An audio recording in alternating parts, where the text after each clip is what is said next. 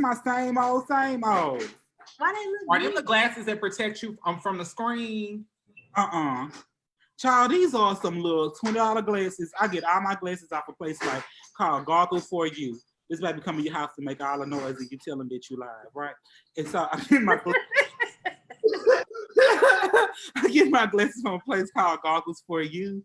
And like literally, I buy like 6 pair of glasses and pay maybe like $60 for them because they be buy one free. And then so with the prescription and everything, you can probably get a cute pair of glasses. Maybe for like $60 or $40. Then they do buy one get one free. Then you could pile on a coupon on top of it. So by the time you get through, you be having 4 pair of glasses, 6 pair of glasses, and you won't be paid. You be under $100. Now that's a blessing. Under $100. So we are live, y'all. So you can go ahead to the Mahogany Project page if you want to. I'm about to invite people. Oh yeah, let me go ahead and do that. I'm about to start a watch party and invite people. What's going on, ladies? My apologies. Hello. Hey, boo. What's up? Her.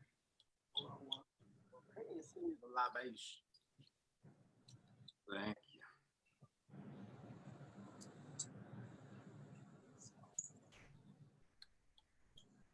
you.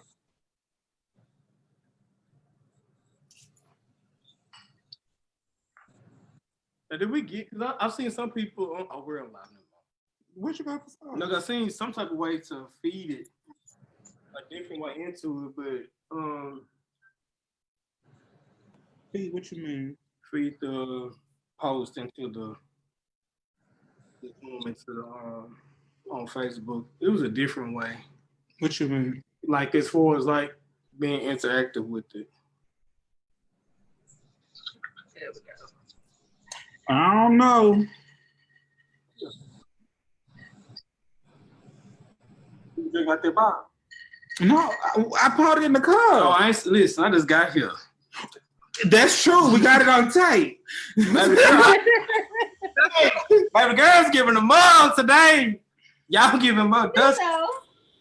Y'all giving mugs today.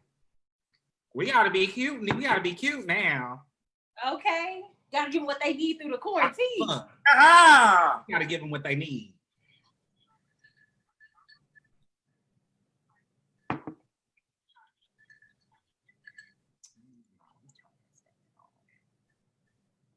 I'm just sharing it in a few groups. Alrighty.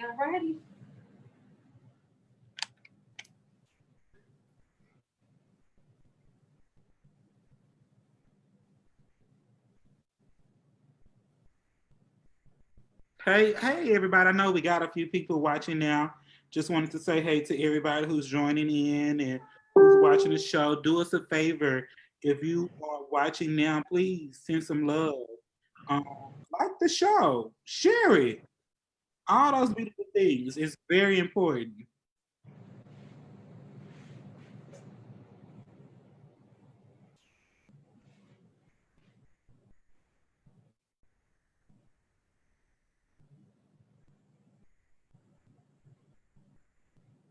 We really got a great show for y'all too. So I hope y'all excited. I hope y'all are ready to engage with us. And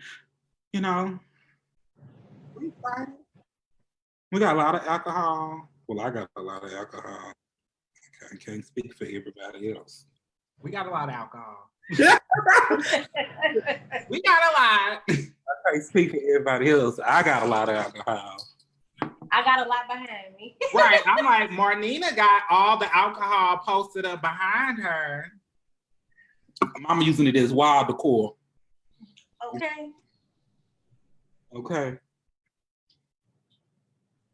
So welcome, y'all. We're going to go ahead and get started. We know y'all are already tuned in and y'all waiting. We don't want to keep y'all. Where you trying to share from? We'll put it on my wall. So go to the Mahogany Project page. Excuse me, y'all. I'm give me a second. I'm gonna work with Adonis over here for just a moment. I they tag me in this. I'd be like, easy to share. But that's not how I let you do it, Pumpkin. Okay. So y'all be wanting an easy way out instead of actually doing the work. Oh. Do the work. Everything is not gonna be easy. It's not gonna come to you just like that. It's not you gonna be taking a nap and it's just gonna like, You're supposed, you know it's what? not gonna do that for you. Come on, activism work. Come on. Oh, and let you share it, didn't you? It sounds like putting You see yourself what up. happened when you do the work? It allows you to share it with others. Yeah, man. That's what the Mahogany Project activism look like. We doing the work. Can I get a piece? Come on, plug. Come on, little plug. I slid over before you even started. Okay, I had already slid over. People start early because they all like peace. You know, we have people here. Oh, hey, Yeah, what's up, that's y'all? what telling y'all. These people in here. My You don't know how to apologies, act in public. Okay, you can't even take you on Zoom. What go down? What's going on, everybody? So welcome to the second episode of In Living Colors. I am Furnace, one of your co-hosts. This is The Anonymous Darlene, never the lame dude, the main dude, now it's the same dude. okay. It is. We actually have two people challenging Carol Vasquez. Y'all both got on a little cheetah print. Though. Yeah, that's what y'all feeling. Okay. Like a queen. My sister, we here. We gonna have to coordinate out. Period. I had to rap for my girl Carol. Okay, for all these cool cats and kittens. Okay, get y'all intros. Oh, hey, all you cool cats and kittens. I'm Marnina the Queen on all social media platforms. Hey, all you cool cats and kittens. It's Joelle, aka your man's first choice, aka the unapologetic bad bitch. So welcome into the second episode. We're excited to be back here with you guys. If you didn't watch episode 1, we gave Marnina some homework that she was supposed to do. As you can see, she did do her homework because she woke up this morning. Anybody come with Misty? I like this. Your voice going in and out, Ernest. It is. Yes. It's probably the crown. Oh, Can you hear me, Joelle? you were going in and out for a second. Okay, I don't know what's going on. Should I cut off some of my electronics? We got a lot of things going on over here. No, you good right now. Whatever you're doing right now. Now it's good. Was I fine before Adonis got here? Here we go. You were. Y'all see how favorite do y'all? I just want to know. Y'all see how favorite do y'all? Just a question. It was just a question, people. It was just a question. And speaking of just a question, so yesterday on the Mahogany Project page, we introduced a new little segment, and it's called "How Do You Feel?" And so yesterday's question was, what do you think it would take to provide a safer world for TQ LGBT to have a safer and brighter community? I know you got something, Marnina. Say it one more time because you were going in and out again. So say it one more time for me. What does it take to provide a safer world for TQ LGBT plus individuals to have a safer, brighter community? Oh, so one thing that's really, really heavy with me is decriminalizing HIV. That's one of my main goals as someone that's openly living with HIV and as a community that is so heavily impacted by the HIV epidemic. Decriminalizing HIV is definitely top on my list. Another thing that's top on my list, especially for LGBTQ youth, is providing safe housing for all LGBTQ folks, especially trans women of color. And I'm not even going to just say trans women of color, I'm going to say Black trans women, because we know that it heavily impacts violence and crime heavily impacts Black trans women. So I think having a safe space for Black trans women to be able to live free and free of discrimination is the number one priority at this moment. Okay, what about you, Joelle? I feel like it's a couple of different things. I feel like one thing, I'll be quick, is just within our community is to allow a safe space for everybody in the community. I think that what tends to happen is that the community, even though we practice and preach that it's it's an infinity amount of identities and identity expressions, we still a lot of times exist within the binary and within the cisgender binary. And we, sometimes, whether it's consciously or subconsciously, enforce and reinforce the monolith of expression. So I think as a community, if we embrace the fact that, being queer and being, non-binary, being trans, being whatever, isn't monolithic, I think that that's one. And I also think that, our allies, and then overall, I just think that it's important that they accept that they are anti-LGBT, they are anti-trans, whether they are conscious or unconscious of it on different levels, and then work to break down the system at a higher level, those institutional levels. Mm-hmm. So I definitely think that, and then everything you shared, that we definitely have to make showing up places, and bright places for people. We're gonna take the whole umbrella. We need to make sure that we're doing the whole umbrella. Because I see so many of my peers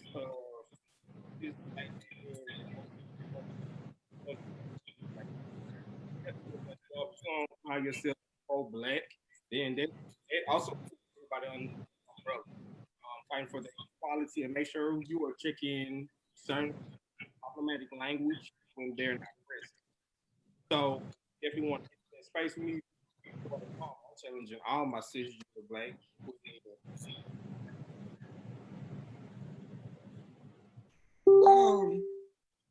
For me, I would say the biggest thing would be community. One of the things that we need in order to have a safer community for other individuals to thrive is one, for community to engage with each other, community to interact with each other, community to engage in meaningful dialogue without biases, to have a better understanding of what it's like to be one another. What is it like to exist as one another? What are the systematic oppressions that we all face, and how they differ and how they are alike? And always, well, let me be transparent. What pisses me off at times is when we get inside certain rooms, there's a topic in hand, and people start to play the oppression. Like, my pain is heavier than your pain. Like, we shouldn't be trying to border who's going through worse. What we should be trying to come together to find a solution to address all of those problems. Often it happens a lot, especially like in community forums and topics. Let's make sure that we can walk into that. So let's make sure that we're able to come to a solution. And also, again, if you're going to be an ally of anybody who falls under that umbrella, also put the same passion and vigor into finding a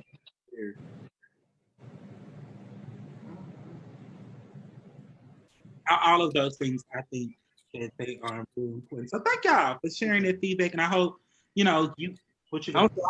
It just dawned on me. I'm kind of sad today because today we found out that there will not be a hope this summer due to also do not know born in with HIV, and the reason what popped it up in my head is that we have to make sure that when we're talking about building generational wealth outside of monetary, we need to make sure that we're pouring back emotionally and as well. So some kind of way, whether it be with your time, whether it might be with your resources, let's make sure that we are giving back to. Often, I know a lot of times if it's not something that's always in front of us, we tend to forget it or ignore it because it's out of sight, out of mind. So even if we have to research, let's make sure we're doing our part to make sure we're doing our part to pour into them. So what we need. Oh, you gave me this. Oh, okay. So I guess we're going to the next time. Wait, did y'all ladies have anything else to say? I think we all said it all. I think another piece that I think I kind of want to bring up is the economic justice piece of it all, and that there is no way that someone can exist in a silo and by themselves, and that we need to start hiring more of us, more of us on these organizations and in these boards and stuff like that. For those organizations that are supposed to be for us, we need to be in the rooms and in every room. Absolutely. And Miss Turner, hey Miss Turner, she gave a great comment. Everybody's pain is different, but we should have compassion. Because a lot of times, we just be so passionate about what we're passionate about. We sometimes, I don't know if we do it consciously or subconsciously, but I've seen people like,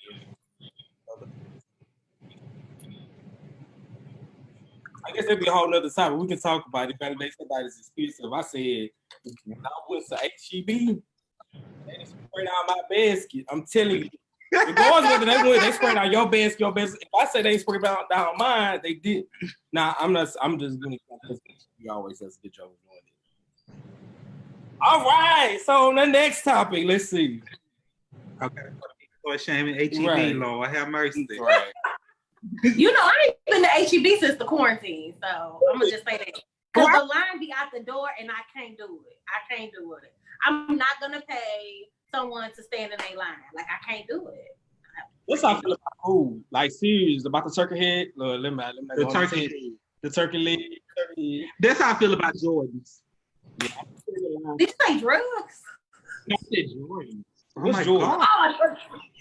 Oh, it's about the shoes. Tell us how you really feel. I'm about to say they got a line outside the door. No, they really do. They really do. That is so. I don't know if we can do like quick segue, but I know 420 was day before yesterday. Mm-hmm. Did you guys enjoy it? For those who celebrated?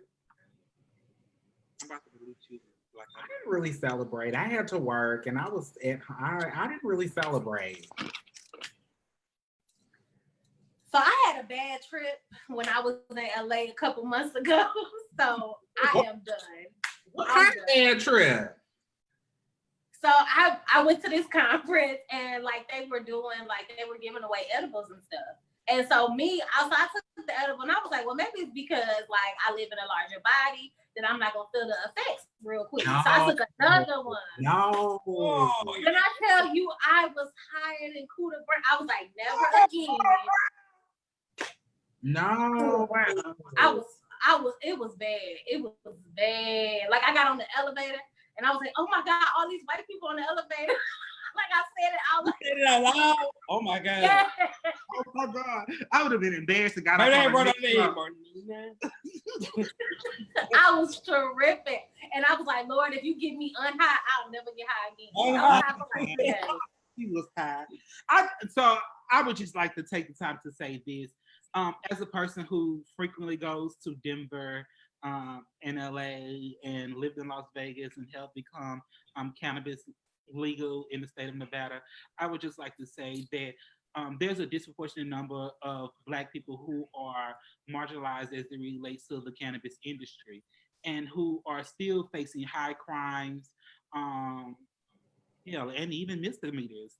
People who are getting felonies and things like that for cannabis, while in other states, predominantly white people are becoming millionaires and billionaires off of an industry that is basically putting Black people in jail and have historically put them in jail for marijuana. So I just find that to be interesting. I just want to. California is known for its 3 strikes law, where it's 3 strikes and you're out, and you're in jail for the maximum amount for the crime. And a lot of times what they do and how they get people is they charge them on those lesser crimes they usually have to do with marijuana or recreational. They go after them in Black communities. And I don't know if y'all have read the new Jim Crow, but they detail it and lay it out in the book, the new Jim Crow, how the police department is notorious for targeting Black and brown, specifically Black communities, at an astronomical rate and hitting them with the 3 strikes law. And they're done after that. So, yeah. I do not engage. Well, like my papa say, don't. But I implore everybody. I'll enjoy it. I just don't do it normally. I've never tried it. I can't even say it. We just said live the experience, right? May I live? And I just say, here we go. May I live? Go right ahead. Like my vice is definitely Merlot or libations, but I implore everybody. But it's interesting to say that, especially you speak about that, about Black people being criminalized, and then like, as Ms. Candace said, I agree that so many of them, they take our money, they profit off of us, and they lock us up. And then Christmas said, with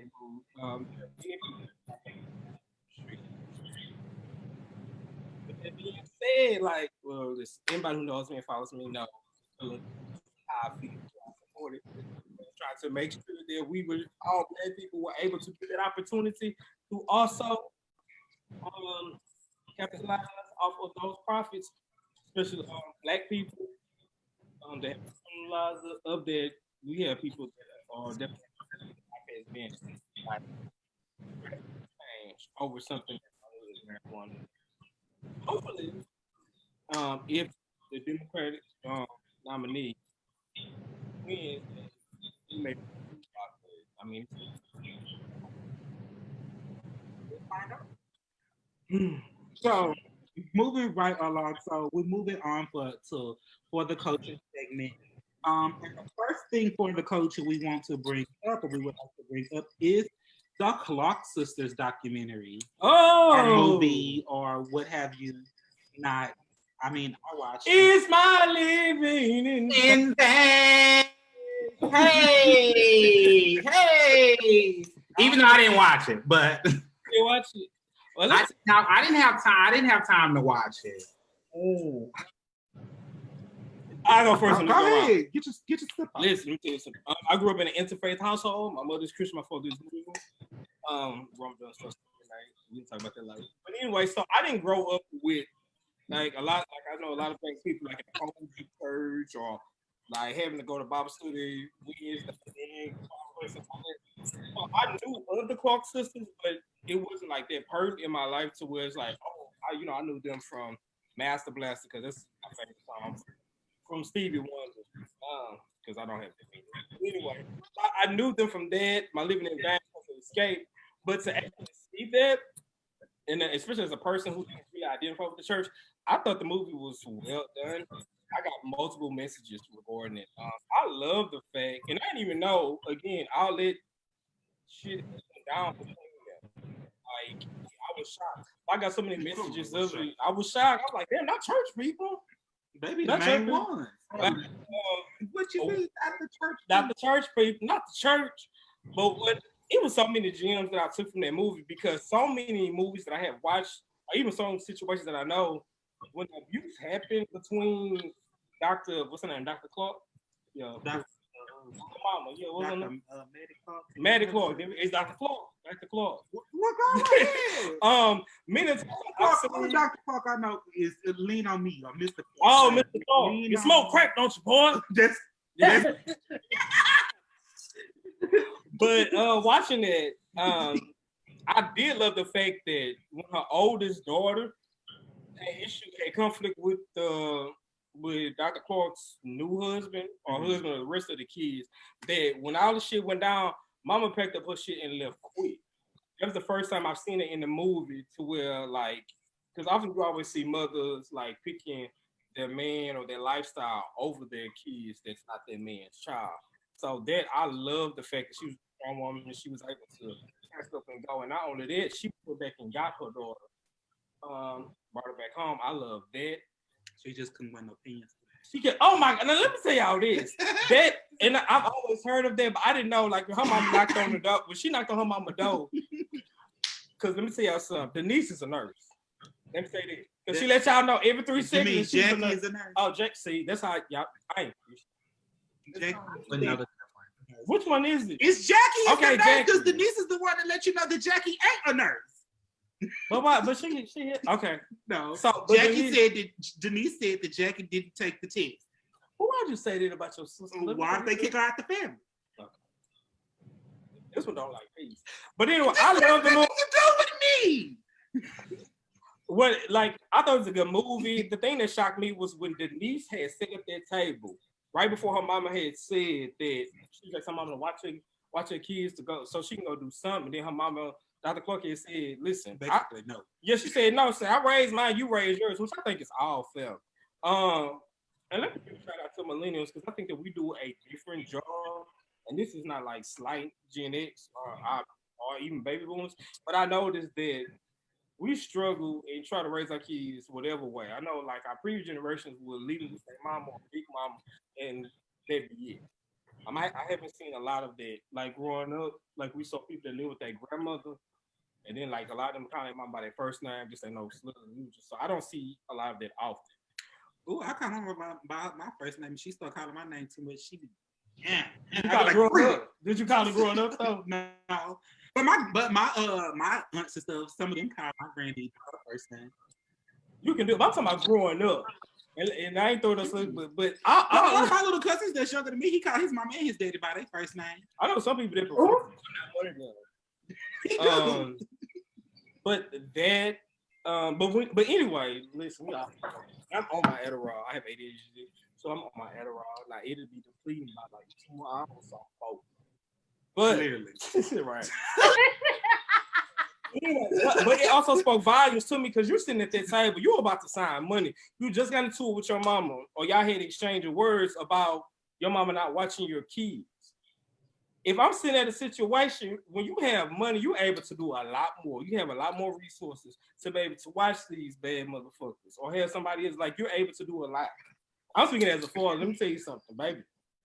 And mama said she had how many? 7? Eventually, she had 7 kids. And she only had like 2 or 3 at that time. I don't know how many she had. But anyway, keeping up with that lady Snatch. The more you have this, the less you got to deal with this. At least, like, you can afford certain resources. So when she said at that time and said, I cannot do it, it really had to be bad for me to have this opportunity to be able to have a luxury of life for me and my kids, and a peace of mind for me to say no. So I was like, damn, was it really that bad? She said, mama, like, you gave me the scraps. I was like, you're gonna have to write her and ask her that, was it that bad? Yeah. I mean, you said it was nice that, she stood up for her kids and stuff like that when, the daddy slapped Jackie and all that. But hell, did none of them stand up for her when they men came in their life and was basically like, oh, you got to get away from your mama. Or was whooping their ass. None of it, like. Wait a minute. So you telling me Moti? I didn't know none of them were like in domestic violence situations. Did you watch the movie? I did. I didn't see nobody else man push. Now listen. Let me tell you something. Because lo and behold, I love my mom, but she ain't got Facebook, so she won't see this. I love my mama to death, and she gets on my nerves. So we conflict. I'm a 5-sign, mama's a water sign. She is a Cancer, but we do this every day. Almost every time we talk. However, that man pushed that lady mama, and she ain't do shit. Yeah, Joelle, you gotta watch it. She pushed the mama on the stairs, and then he took his very wife. Forcefully. Yeah, I'm like, man, let me put your hand. What's up, Miss Tiana? He put a little force behind. Yeah, he pushed that lady mama. I'm like, what the hell? And she didn't say nothing. Yo. She ran out the door with the man. Yeah, she did. So only way get to North Carolina, he was like, "You the Clarck sister, ain't you? The fuck, you need well, to make somebody." Gotta get out there. How would y'all deal with it? Like, I don't know everybody's relationship with their mother or even their guardian, but I'm like, I just can't deal with nobody pushing my mama. Somebody could talk to my mama crazy, and I'm like, so we fighting. So we're fighting. So we're done. It ain't even talk to my mama crazy. Look at my mama crazy. Like, my mom is my best friend. Don't even look at my mama crazy because I'm ready to fight. Like, I used to go in her classroom. She a teacher, and I used to go in her classroom. And like, you know how little kids be smart and stuff, and she in high school, or like she teaches high school. So I'm like walking in there, and every time I would go in there, like, just little kids would say little smart, not all the time, but sometimes they would say little smart stuff, and I'd be ready to fight the little kids. Like, mama, let me take off my earrings because I got this. Like, so I just had to stop going up there because them kids, no, I can't. You have to. Well, my mom is no longer in the class, so my mom is the attendance clerk. Oh, okay. Well, my mother's a teacher, and she deals with middle school, and I specifically make sure that I go only after school or before school because I can't deal with it because I know how I was as a kid. Child, I was in my mama's school recently and was there, popped up out the blue. And Lord was there maybe 10 minutes before my little sister showed up. So imagine both of us there at the same time, child. Tiana had said, yes, I did. I would have jumped on him about my mama. And Ashley said, don't even think about looking at my mama crazy. I mean, it's like. Okay, It was this lady. She was my stepdad's cousin. When my stepdad passed, may he rest in peace. She had an attitude with my mama. So I was like, let me roll up on Constance and be like, so I heard you got a problem with my mama.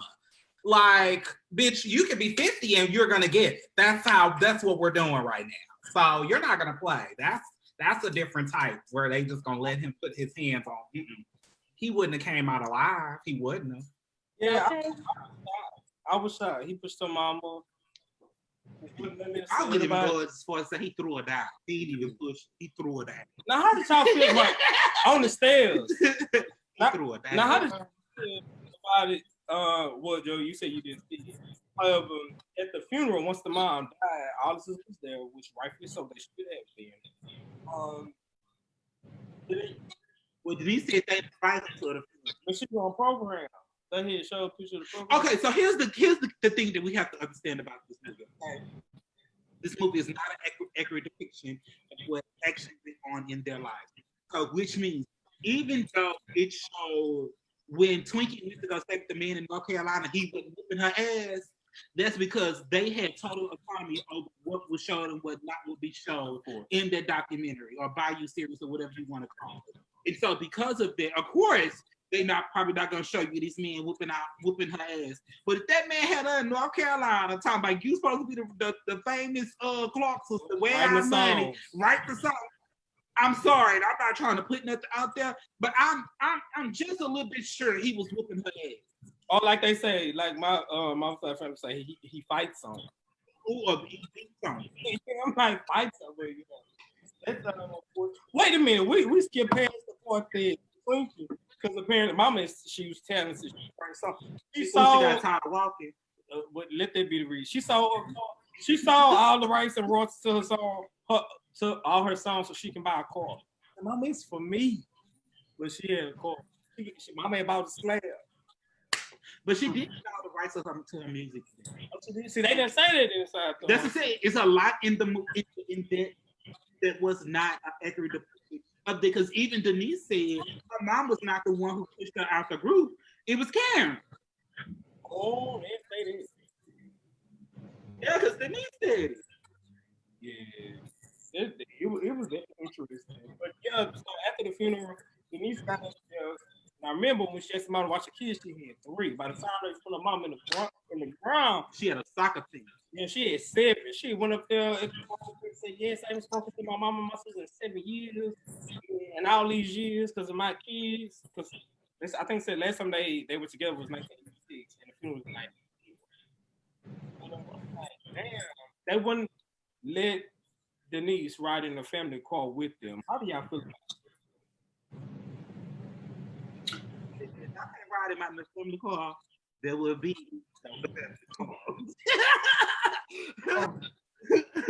there will be no family car. I'm sorry. Yeah, how y'all like? I don't know how many siblings y'all have.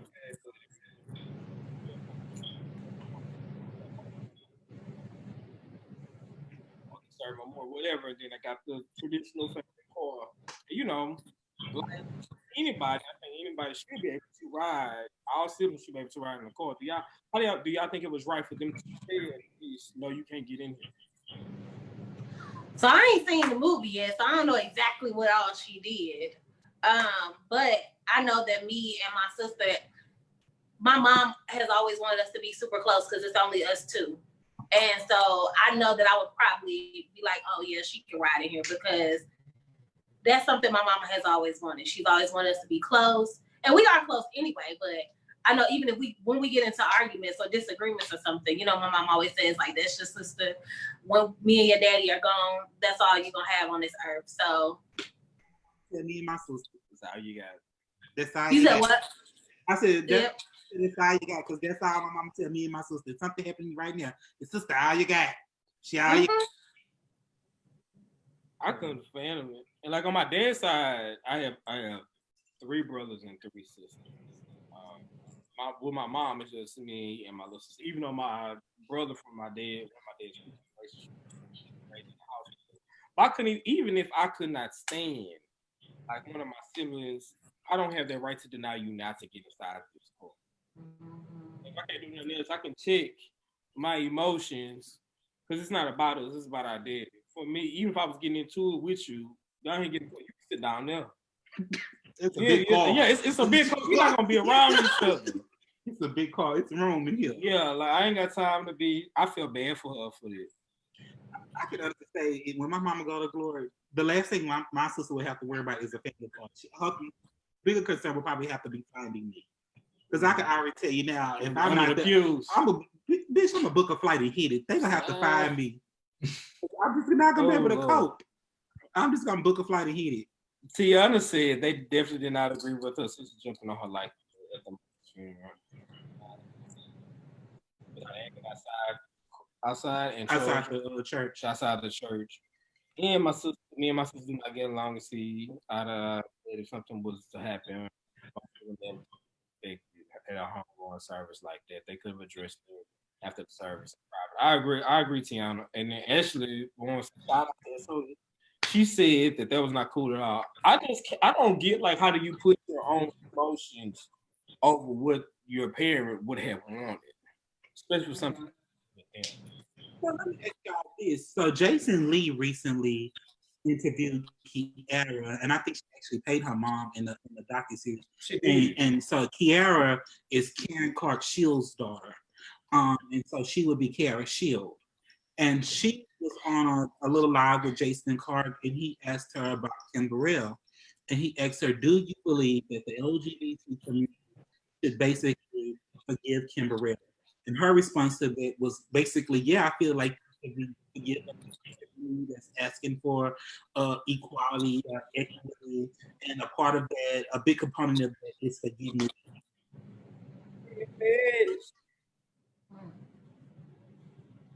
What y'all think? What you got to say, Martina? You go first. I'm not forgiving anyone who does not, whose ideal does not agree with mine and who denies me my right of existence. Kim Burrell and her posse and all the people that agree directly with her rhetoric have for decades denied Black, and I'm going to say Black LGBTQ folks from existing. And they have caused the death of a lot of Black folks due to suicide and also due to depression. And there's so many other instances that I can name in which folks like her have caused oppression on bodies of my LGBTQ ancestors. So I do not forgive her for anything. She could come out today, cry her eyes out, boo-hoo, ask for forgiveness, lick my ass, and I still wouldn't forgive Kim Burrell. And that's just the God's honest truth.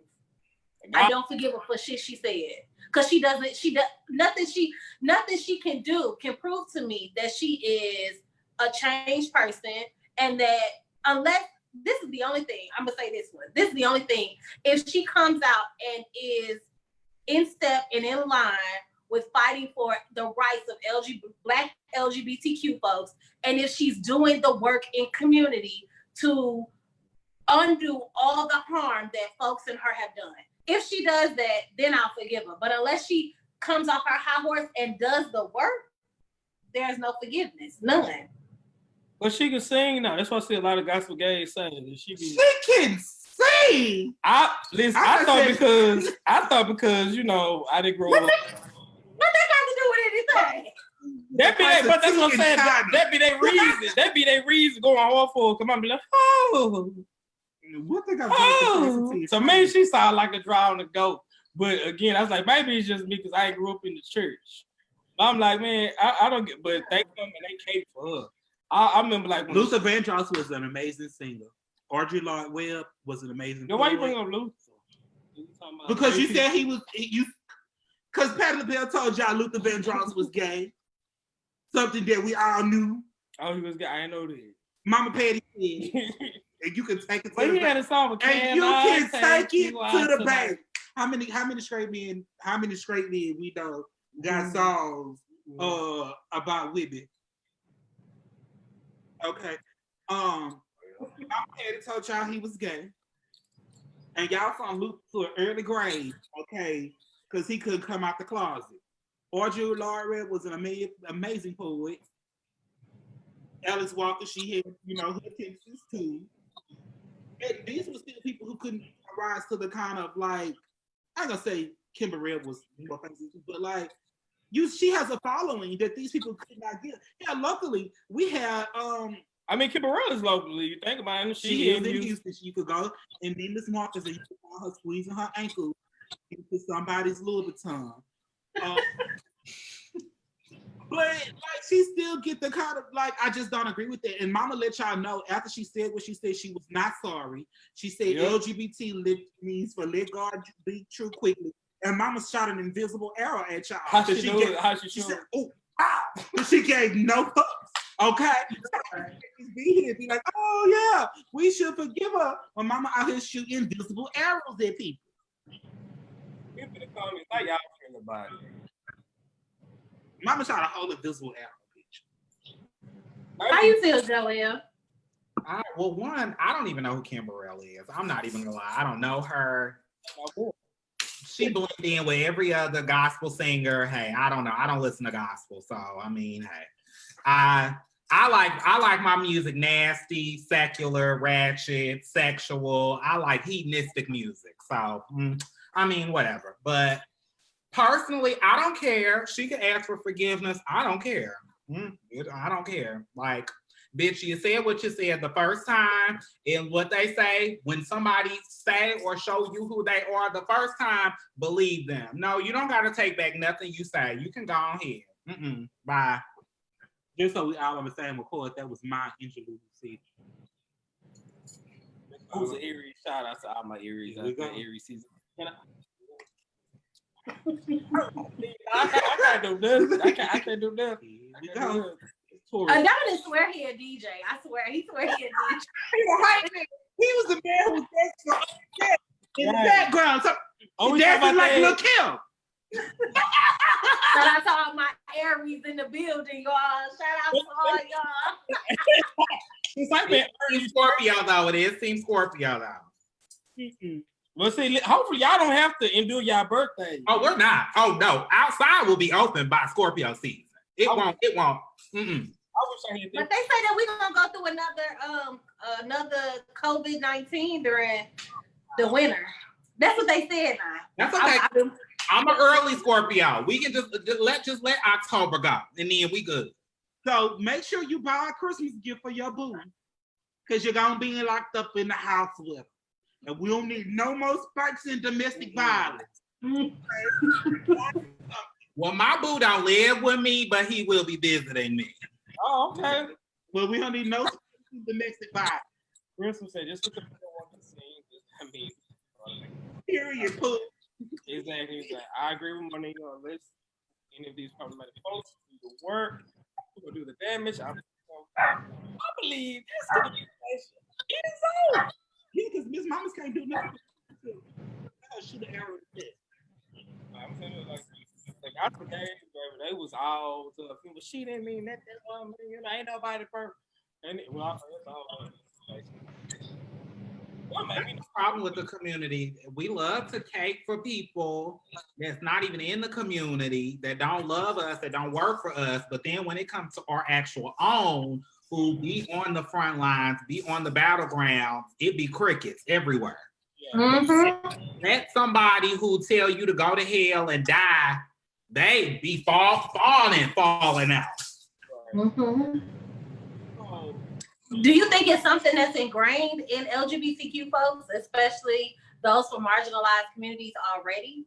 Is that something that definitely feel like it is? I think it's, and you hear it a lot, I think it's our subconscious want and our yearning to be a part of that binary. Like they will hold up a cisgender Black woman who says that she is against homophobia, will call trans women and trans men out of their preferred pronouns and gender.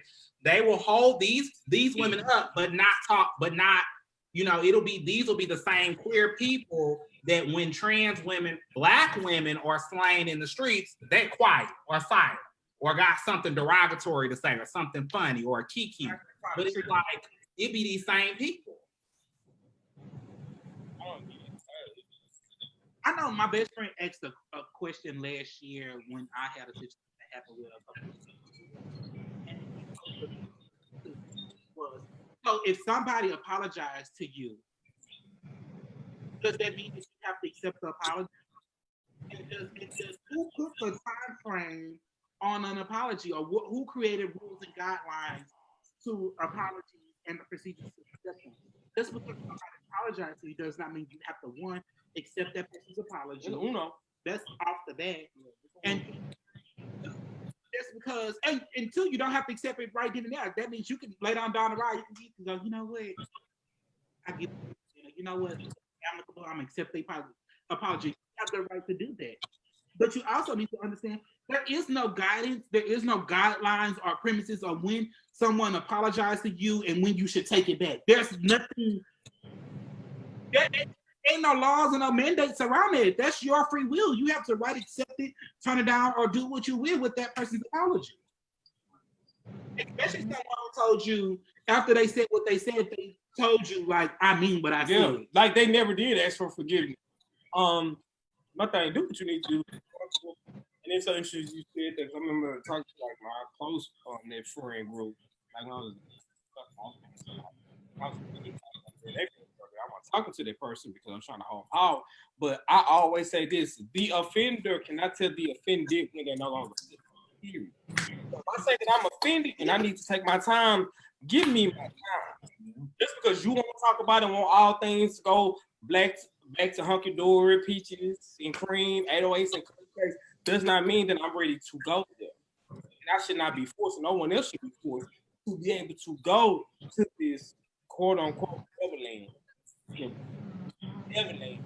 just to make you feel comfortable.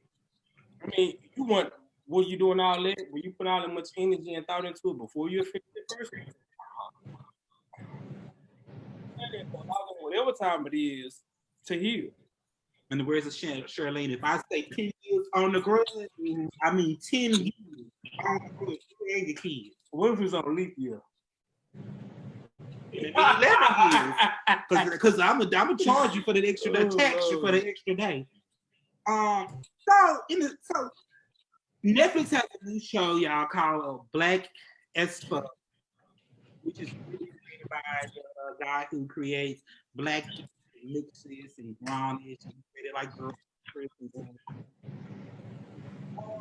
there's been a lot of people on social media who've been putting mixed feelings out about the show. You have some people who like it, some people who say it's trash. For those of you who have watched the show, what's your thoughts on it? Who watched the show? I watched like 2-3 episodes. Because I had to let it go after that. Oh. You know. I watched the episode and a half and I had to let it go after that. I cannot. It looked dry talking about it, but I could not watch it. Like, So I think the conundrum for me is always seeing the typical light-skinned family. So you got the almost white mama, the biracial looking kids, the dark-skinned daddy. Like, the jokes are very off-putting. Half of the stuff I cannot relate to because I am not a multimillionaire. It is not relatable. It is not about Black folks. It is something to appease the white man. Kind of giving them like a little sneak peek into multi-millionaire Black folks. Maybe that's what it is. Because it's definitely not like my life or any of the folks that I know who live. Like, I mean, they had a depiction on one of the episodes of Juneteenth. And I was like, Black folks don't even, first of all, we don't put out picnic table papers on our tables to eat. Like, it was just everything. I didn't like it. I didn't like it. You watched it, Adonis, because the person posted in the comments and said, I really enjoyed it. Me and Adonis have watched a few episodes. We have. So I guess I'm in the minority here. But not to invalidate anything that you all have said. I love it. I love it. I definitely, when I looked at it, first of all, I'm a big person. Like, I love Modern Family. And the humor was very much dry like that. Humor. I love the dynamic, the more new age dynamic between him with his kids, especially with the daughter. That's because the premises of her filming a mockumentary of her family's life, of how they go about doing things. Some tropes, I'm not going to lie. I definitely understand where they come from. Definitely, you do see it's a light-skinned family, it's a biracial family. He said that he modeled after his family. My family looks different from his. You know, I can't tell him what the experience is. I can say I did love certain subjects that they dealt with, like they him and Rashida Jones, and then we can talk about that a little bit later. But him and his wife, they popped a Molly. They went to a concert because they are definitely multi-millionaires. And like Ronnie said, I don't know what this like being black and multi-millionaire, but I cannot invalidate what that is to be black and a multi-millionaire because it's not my experience. I definitely believe they have it. Like you have black multi-millionaire. I mean, you look at Quincy Jones. Rashida Jones is a product of this, so she's always said that. I don't think Quincy Jones or his kids are less black than me because I don't think, and I had made a post about this. Black and all that's what you are. I think it's unfair for a lot of people to say, "Oh, well, you're not black because X, Y, Z." Whatever that may look like. And I know a lot of people say we do need to be a gatekeeper of black culture, and I agree. However, I think sometimes some people say we need to be gatekeepers of black culture, and I'm neutral on that because it all depends on who is the gatekeeper of it. Because when we deal with like Black Lives Matter, we deal with a lot of our heterosexual counterparts. They don't include us, so it can become dangerous. It can become problematic and toxic as fuck. But overall, I like this. A lot of dry humor. Like I said, the dynamic. Both they talked about like him and his wife taking the Molly and then seeing their 8-year-old daughter at the club on Molly and how they addressed that. And I've never seen that before. I think I know. I know people who have taken Molly. Even on Insecure, a lot of people's mad. Why y'all present black people taking Molly? Listen, let me tell y'all something. You have black people, regardless of their socioeconomic class, that indulge recreationally or even day to day in those type of vices. And I think a lot of people hate to address that because we didn't talk about Madam C.J. Walker. A lot of people hate to address things that may be trigger points, like whether it be colorism and things of nature. Like when you have people, just because you in your house don't do it, your friend group don't do it, don't mean it's not being done. And I can only speak from experience. I was really ignorant to thinking that people engaged in myth. And this was me as a case manager doing assessments to my friend who lived outside of the South, outside of Texas. They say, no, black people up here are really doing it in Chicago, this and another. Then slowly but surely, bam.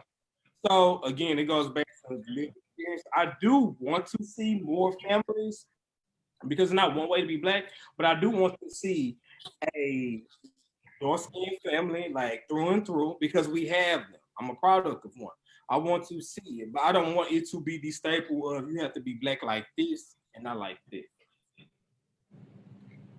I think for me, with him, it's always the same thing, and I think that's why me and Kenya, and I'm going first name basis, like I know sis.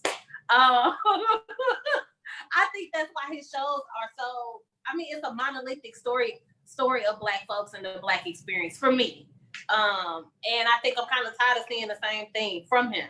And I think that's my issue with him. Not the fact that, I know black people, we don't live monolithic lives, and some of us are millionaires, but that's the 1%. It's so many black experiences that don't look like that. And the majority of us don't look like that. And for you to title your show Black as Fuck, and for it not to be a holistic black experience, to me, it's a tad problematic. So I'm tired of seeing the same thing from him. I want him to come up with something new. So I would like to say that I'm a huge fan of like Blackish. I enjoy grownish. I enjoy bitches. But I am a huge fan of Blackish, and I use a lot of the reads in Blackish in my everyday life with my best friends. I do because we thoroughly enjoy it. It's one of our guilty pleasures. Also, However, not to cut you out, but Blackish also shows upper middle class black people. So I definitely understand what you're saying, Monique. Like, and we got to see him scratching and surviving, like we saw with on Good Time. But show me like a lower middle class black family just struggling, surviving to make it. Because I don't think we've had that. Like we had, what was it, Family Matters, but then you had, they were still somewhat. They were. You had All of Us, Family Matters, the Bernie Mac Show, Hanging with the Coopers. They all have money. They all was on. All night. There was quite a few shows where there was pretty well. Yeah, even Moesha. They were still upper middle class. The Parkers. Now there we go.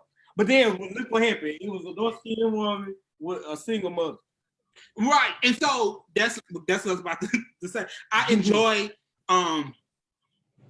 like Blackish, but mixes this show for me, Black as Fuck, like you said, Marlene, it was not a holistic view of what it's like to be black, right? And so even in the part when they was like the Molly, that's kind of like where I turned it out. I grew up in a community where you had parents who was on drugs, and by the time their child was in high school, they were hooked on probably the same drug that the parent was hooked on, or overindulging in alcohol, or having multiple kids by the time they graduate. Most of those things that went on in Black as Fuck is not an adequate depiction of how we deal with these things in their everyday lives. I have not seen a lot of parents who take drugs and then come in contact with their kids who take the same drug, and they have a meaningful dialogue of why you shouldn't participate in this drug, or why this is wrong, or why you can miss out on these. I haven't saw that shit. That's not Black as Fuck. Now, I'm not saying that there's not black people that's encouraging people not to do drugs or to get on drugs, but that's totally separate from what we're seeing them doing on this show. I also find it interesting in the very first episode, this was episode 1, where you try to foster this narrative that and you even said, fuck, I hate white people. But then, and I'm not saying you should hate white people, but you didn't hate them or dislike them enough not to marry a white woman and have multiple kids by her. Or she don't. What is his legit white or is she biracial? To my knowledge, she's white. Okay. I don't know. I know Rashida Jones is biracial. I'm thinking like that. I thought he said his family biracial, but you know people. But he said his family. He said he comes from a biracial family, and then his family is biracial. So that's where he gets this whole biracial thing here. However, we all took psychology. Took science, right? Mm-hmm. And so when you do that little thing in biology, so when they do that little chart, we do a capital B and a lowercase b, and then the person you marry, they got a capital R and a lowercase r, and you do the little breakdown of the shit, and you see how the people, you know your kids not matching up, sir. And the people in the shows are not matching up. I even have an issue with Blackish. I talked about this with one of my friends last night. You pitched the twins as Jack and Diane as twins, but the girl is extremely dark skinned, and he is actually very, very light skinned. Without all of that makeup and stuff piled on him, he is a much lighter than what he is on television.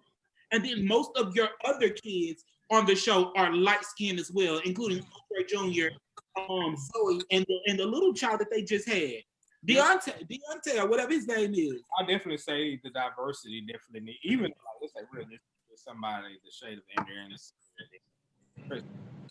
probably have a child like a diversity is definitely needed. It is definitely needed.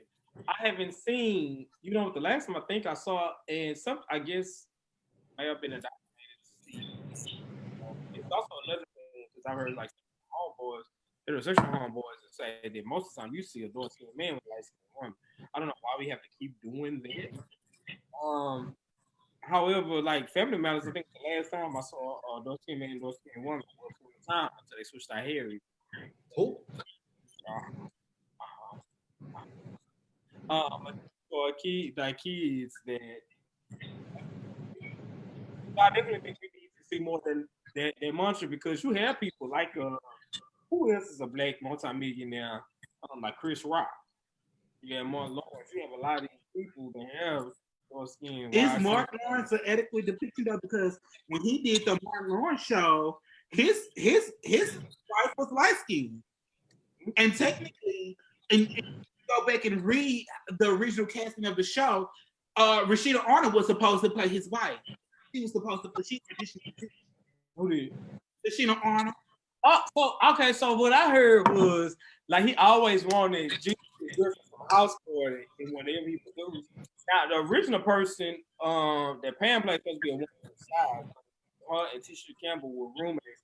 So he said, like, you know, your girl can come in, this, that, and the other. I just, it's just like, damn, I really would love to see more. We say Black is First. I don't think it looks one way, but I want to see it in different places. I don't want to always see a dark skinned man with a Well, and I know Esther said Moesha drove a Jeep. But there was a dark skinned man and a dark skinned woman, even though that wasn't their mom. Mm-hmm. They still was building a family together. And those were two dark. And I'm not saying that if you're a light skinned person that you have to date dark skinned people. If you're a dark skinned person, you like. I'm not saying that at all. I'm not saying if you're a person of African American descent, you can't go out and date other race or other people. That's not what we're saying either. We're just saying this guy's particular body of work does not mirror Black people in a holistic manner or in a holistic aspect. I agree. And I think too, it's the social implications for me. It's not me looking at TV. It's me thinking about 5-year-old me or that little girl that I recently saw on Instagram crying because she thought she was ugly because she's dark skinned. They're still doing experiments where they're having little Black girls looking at white dolls, thinking the white doll is prettier than the dark skinned doll because they're not being depicted adequately. It took me a long time as a fat Black girl to love the skin I was in just because I did not see adequate depictions of myself. And my parents can only tell me I'm cute so long before I start looking at societal standards of beauty. And if I don't see me on the TV screen and I don't see me in ads and I don't see me in the newspaper and I don't see me in magazines, I'm going to start to think that there's something wrong with the way I look. And so psychologically, that's very damaging on your little Black girls if they can't see someone on TV and be like, oh, I want to be like her. If I can't do that and I can't see those depictions in real time, because there's only so much that like your like tribe can do to boost you up. There's only so much because you're gonna start looking around. I mean, it's only right for you to, as a person that lives in society, to look around and see that you're not being depicted and that folks don't think that your type of beauty is beautiful. And so I think that he does a major disjustice to community when he does stuff like that. Because he is, you have to hold yourself accountable. You're a multimillionaire. You said it yourself. You're in the 1%.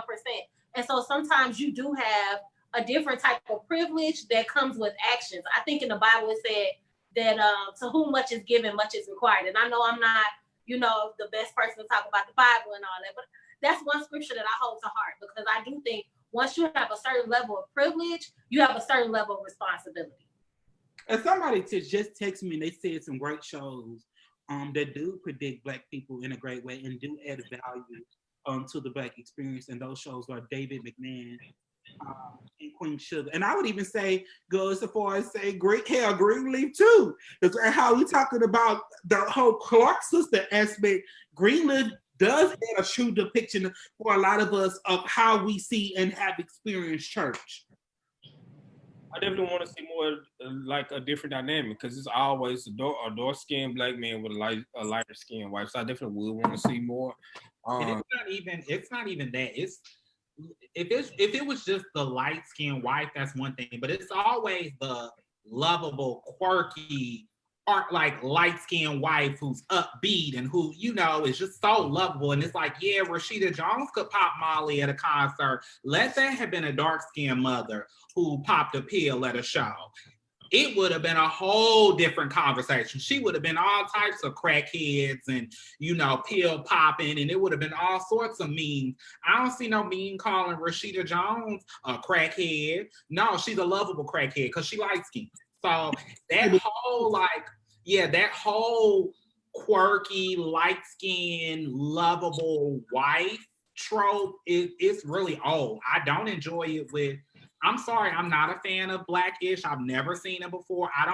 I'm not really a fan of the whole quirky Tracy Ellis Ross character that she does.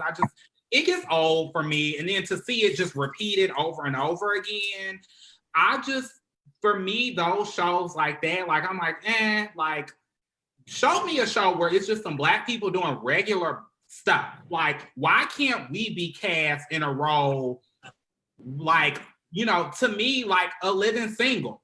It's just some regular shit going on. We always gotta be, you know, nowadays it's like, oh, we gotta be talking about Juneteenth or some, you know, Black Lives Matter. Yes, that's a part of our lives, but do we always have to be reliving our trauma? Do we always have to be living our oppression for the gaze of the public? You know, why can't we just have an episode where we going to work and it's a regular day at work? And it's just like, that's why I'm like, And then to see like, oh, she popped a pill, but she wasn't called no crackhead. I'm like, I'll pass. And not even that. She tried to call her white friends out at the dinner table for saying her daughter who had purple hair was hip hop or Liddy. And she called them out on that and about their white gaze. But then when your Black husband made gunshot sounds, you was like, bah, bah, bah, too. But if a Black woman do that, she's ghetto and perpetuating stereotypes around Black people. Man, it's like with the topic. I agree with like all I've said. It's like loaded. It's just this is a segue, but then I found a lot of people we probably deep doing on colorism, but I know a lot of people like she was saying she had to defend her Blackness or had to say why she was looking. Now my experience is regardless of having a parent Nigerian and person, a parent that's Black American, I do speak of experience. Like I no one has ever questioned how Black I was, and I definitely think I know it's different. Ooh, is it because you tell everybody you're not? But like even if I did, you see. But even outside of that, I do. Like any not a certain place of privilege, because I know within the Black community, dark-skinned Black man is celebrated for the traits that they try to villainize a dark-skinned Black woman. I never understood that. I definitely do understand being fetishized a lot of times, or being a that whole mandingo. It is real. That is real. That is real. And it's even we won't have to unload this time. We may switch because it's a lot I can say on that. Oh, don't come back. We have to do another episode. We do. But to wrap it up, I definitely just want to see more diversity and more of the Black experience. I'm not saying that it's innocent, but this is what I was saying. Because I saw a lot of people attacking Rashida Jones and this and other. I don't feel if you are Black, you should not feel the need to argue with anyone of how Black you are. Like at the end of the day, no one gave us the Black card, and no one can take it away.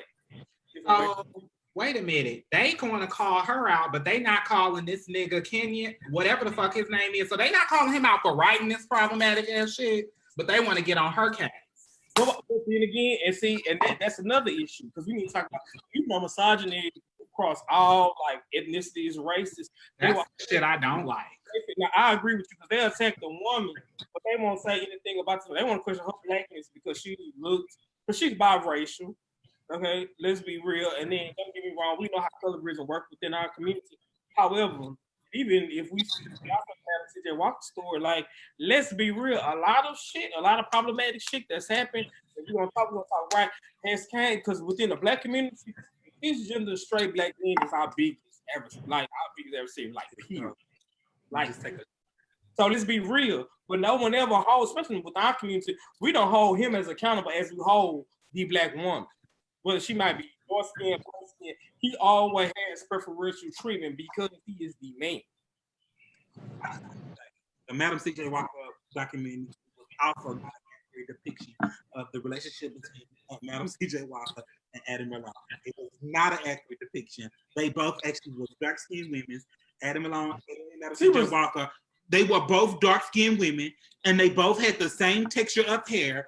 And not only, yes, Madam C.J. Walker did sell Adam Malone's formula for her product, but they were in business together. She actually did sell products. So there is a difference there. There is a difference there. But now, when you go back to research the difference between how they market their materials, I don't know why them women fell out. Both of them have already gone to glory before I was in existence.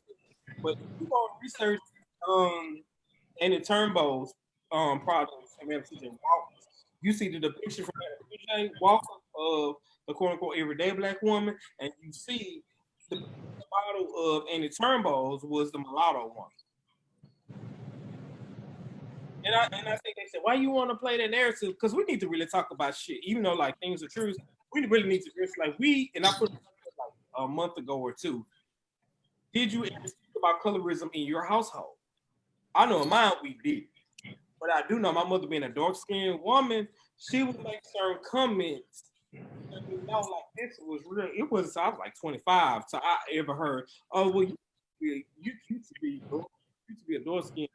To be a dog boy. And I'm like, damn, I ain't never heard that. But then again, I acknowledge privilege. Growing up with a Nigerian father and always around like Nigerians, the Nation of Islam, I'm always affirmed about this. So when I heard them, I'm like, damn. Then I realized this was a thing for a lot of people. So it's like, yo, we got a lot of shit. I don't know how we will ever get to a place of euphoria, but it's definitely a lot of shit. I'm gonna say this. We're gonna move on to the next topic. This, if you can see it, is my grandmother, the light-skinned lady. And the lady who's sitting in front of her is her sister, okay? And as you can see, my grandmother is a lot lighter than what her sister looked like, okay? So historically, we have known that there has been various shades of the Moses and what we look like. So we have always been prepared to stand in the gap for our lighter skinned cousins and nieces and siblings and things like that, and to stand in the gap for those who are darker skinned, because historically the way that our matriarchs and patriarchs were set up, they look different, but we were aware that we were all one. Yeah. The next topic, child, because go ahead, what you got? Well, Kristen said they always treat darker women as too bold and not feminine enough, and that's seen without the media.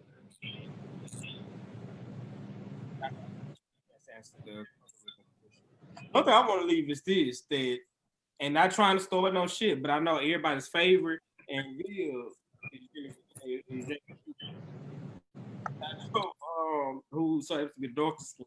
I know everybody's favorite, and not just even just being biased, like dark skin and Via, they brought a different energy, right? And even what's the other one?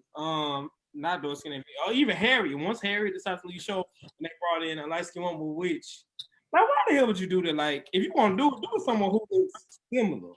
I didn't even know that had happened. I'm gonna have to go find it. Yeah, in the later episode. But Harry said she had left because she would say, hey, he ran his course. But like I don't get the reason why. And then maybe now in our society, in our climate, we're more aware. However, I just want to see an accurate depiction of just one so like dynamic. Because the only time you ever see like really a light skinned and dark skinned woman, which I mean you can't get no better representation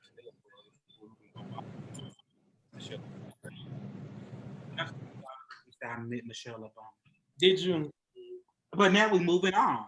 Moving on. So we're moving on to Corona. So we're taking everybody and see how y'all holding up during the coronavirus, you know. Coronavirus. You know, look, Cardi, how everybody holding up during the coronavirus outbreak. So please feel free to drop those comments below. Let us know how you're feeling. How are you feeling during the coronavirus? I know you said you was happy you found you a beauty supply that was doing curbside. Please. No, seriously, we need that. The two issues I had through Corona Geddon was my nails and my motherfucking beauty supply. Right, everybody, if you don't notice that the last time we was on, Joelle had, I remember, now listen, I'm definitely like a quarter hole straight be able to come to that. I don't remember what color, but I knew they were like maybe cotton candy or babe. It was purple and pink. They want that, so please enlighten us. How your nails look like this when they really like the last go wrong? So first off, nails are essential. I don't give a fuck what nobody says. They are essential. I have been calling, begging, pleading, stalking, knocking on doors, saying, I see you, can you open up? I just need an hour of your time. Like Felicia status. Like nobody was answering. So I ended up getting a private nail appointment with this amazing nail technician who she was referred to me through somebody. She has her own studio. She only does one appointment at a time. She sanitizes. So I went through her for my nails. And then my beauty supply, I ended up stalking them. Come to find out, they doing some curbside on the side. So I was able to place my order and won't he do it? I got to re-up today. Ooh. There you go.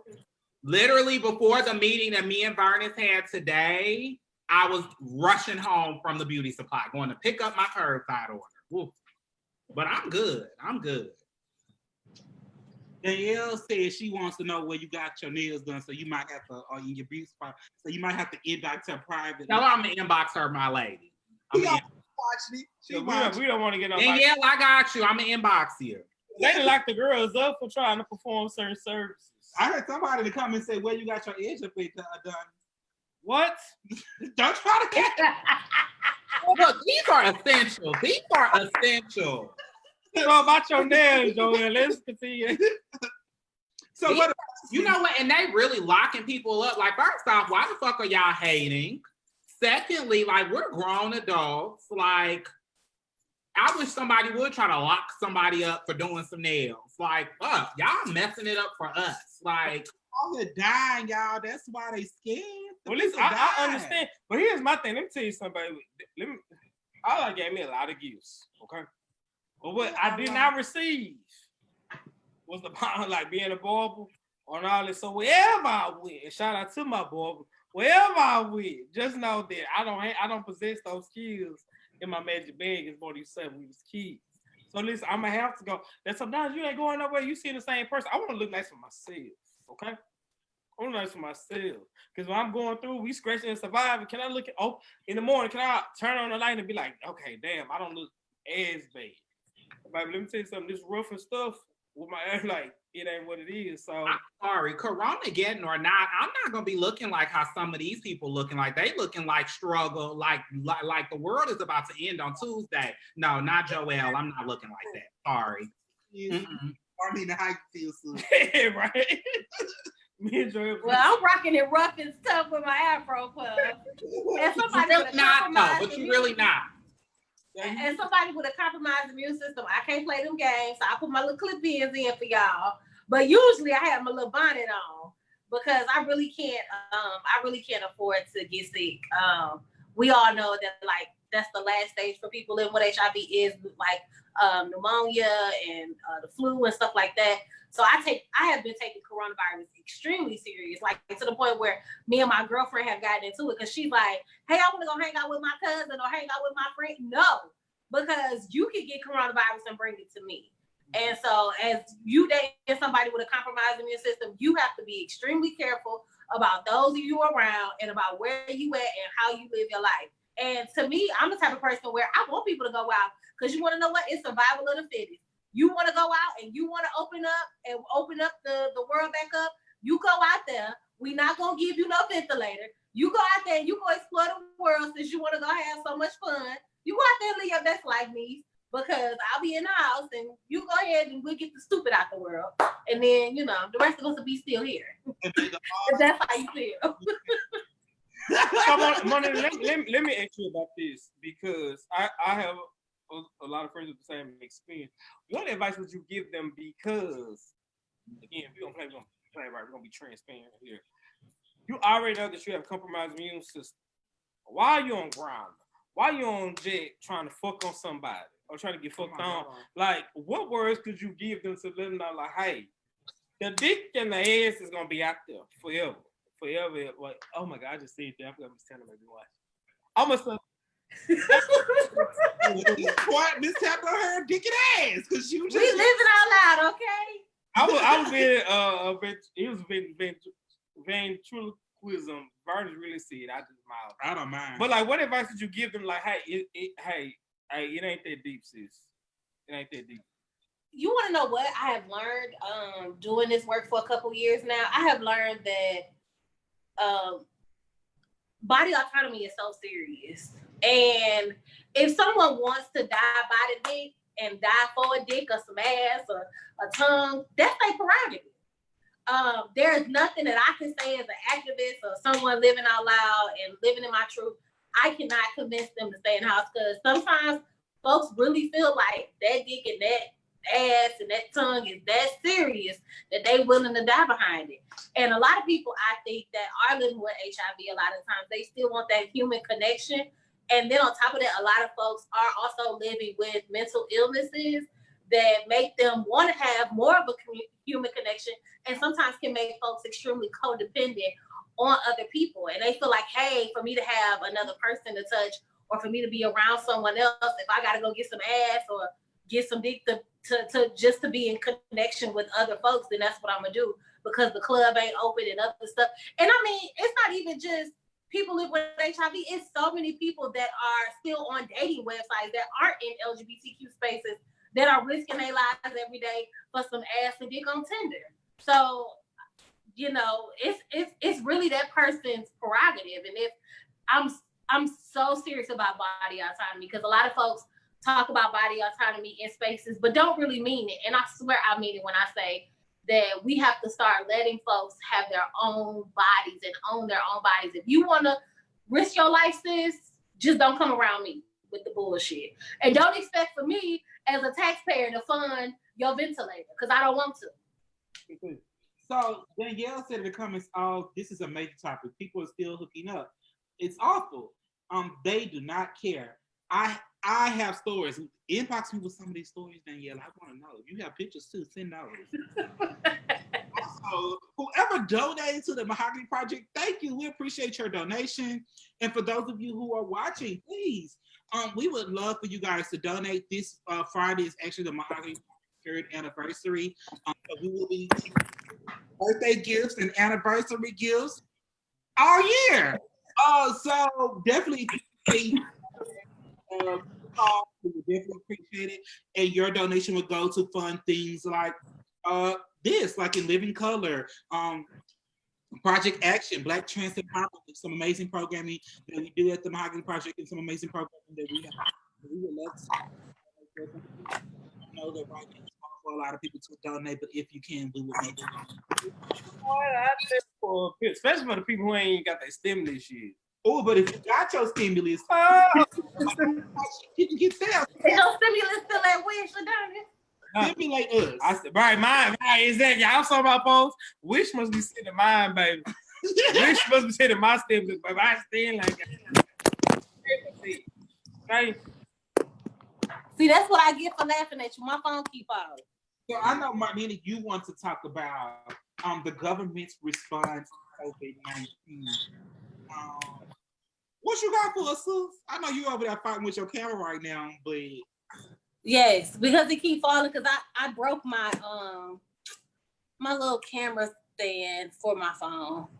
But I think y'all donation would help get my girl a camera stand. You see? Yeah, you know, we need to get her one for the Mahogany Project so we can do this podcast. Go ahead, somebody drop us a little 20 so we can get my girl a camera stand.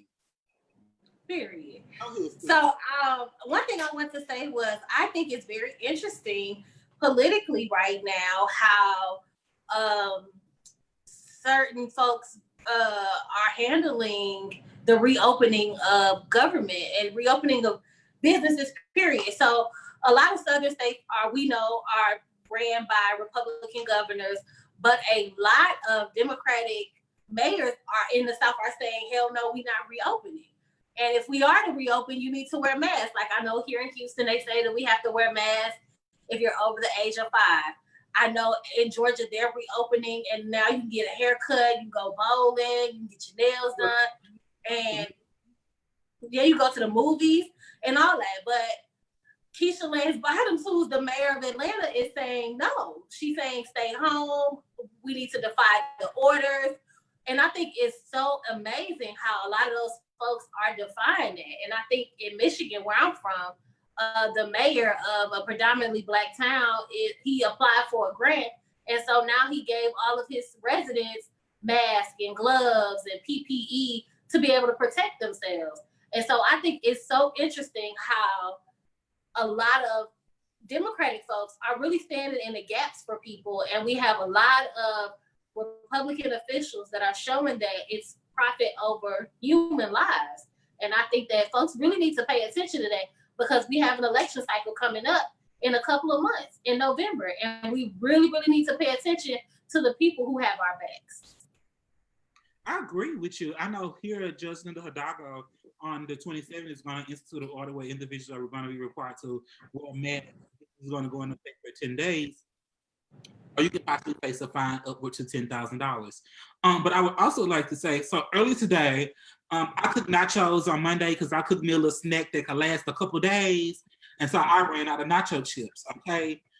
So I went to go get some earlier from the local store around the corner. And it's like a local supermarket and things like that.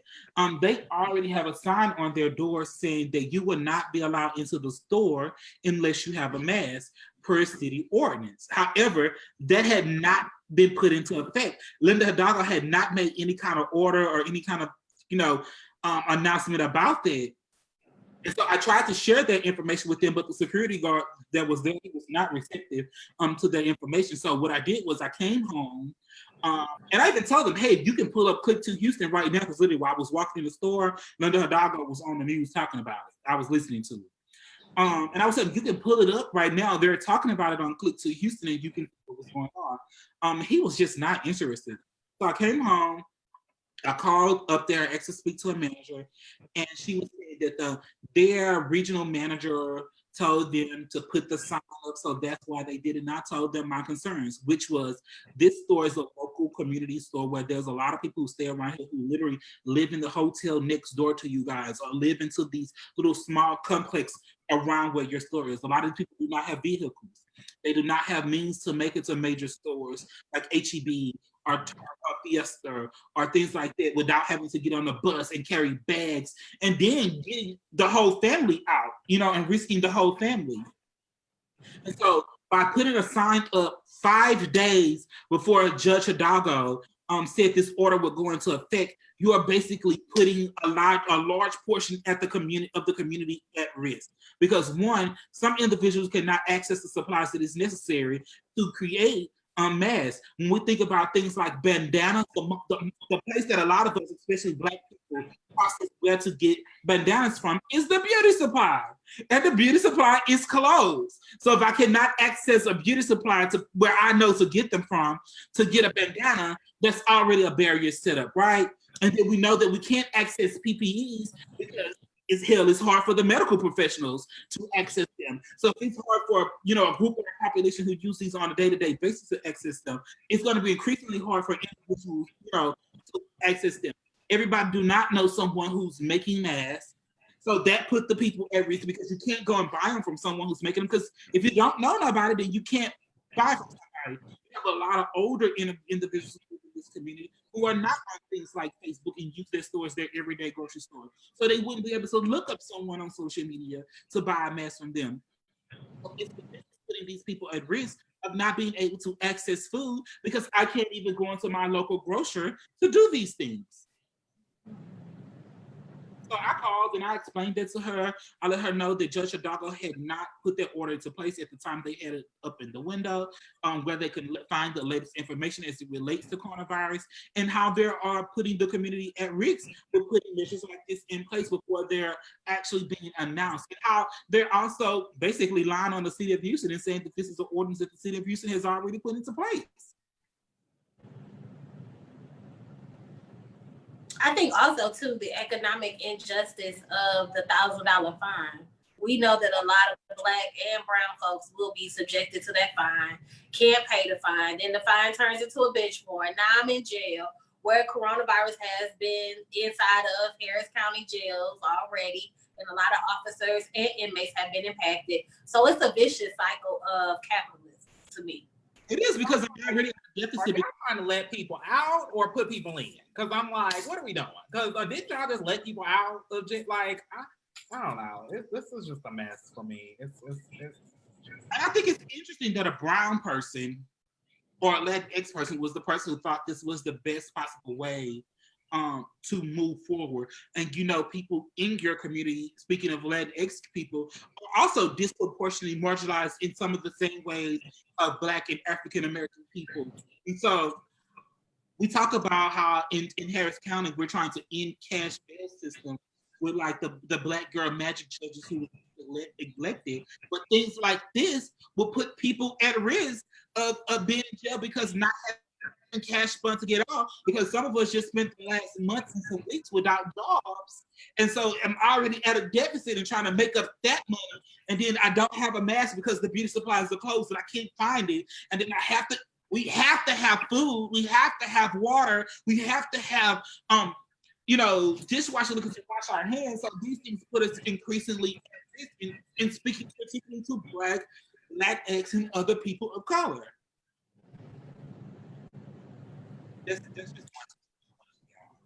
I think that it's funny that it's clear that the system pre-Corona-geddon, it's clear that the system wasn't working. I mean, the fact that Corona-geddon broke out and we're facing what looks like to be the worst depression that we've had since the Great Depression.